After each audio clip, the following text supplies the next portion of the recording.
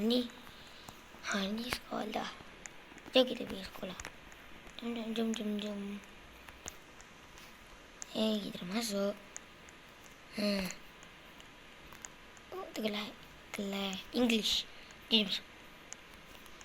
Kau juga. Kau apa?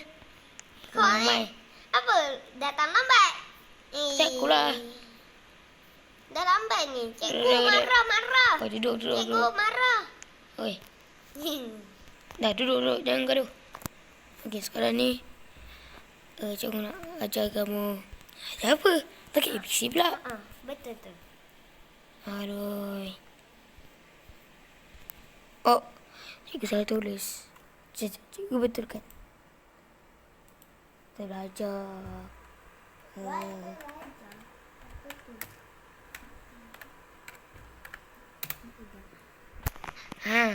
Kita belajar.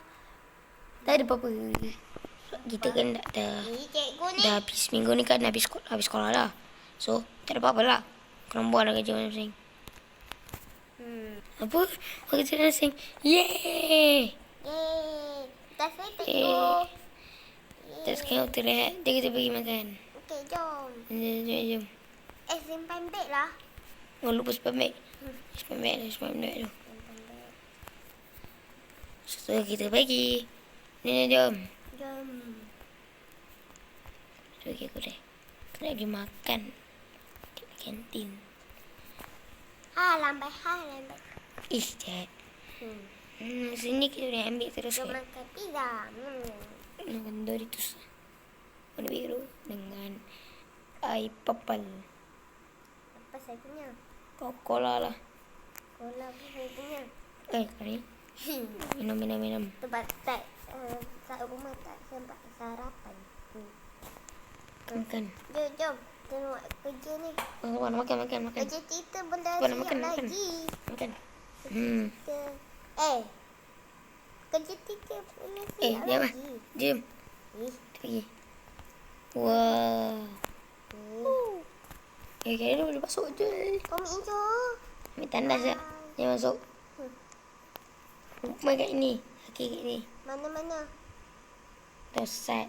Dah. Hidu. Yalah. Ni aku nak buat apa kan? Maksudnya aku dah lega. Jap. Aku ada bawa handphone kat sekolah ni. Ni jap. Ada handphone. Apa? Ada iPhone. Dia bagi tahu cikgu ni. Lari. Bestnya. Oh. Cikgu. Rumah ada telefon. Tu. Ya ada.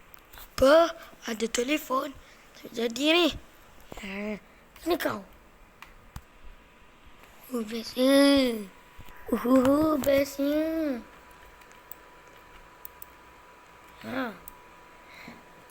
Kenapa kau bawa handphone? Itu cikgu. Tak ada apa-apa cikgu. Kita bawa handphone. Handphone lah. Itu. Pantai dah. Sini kamu. Kejar.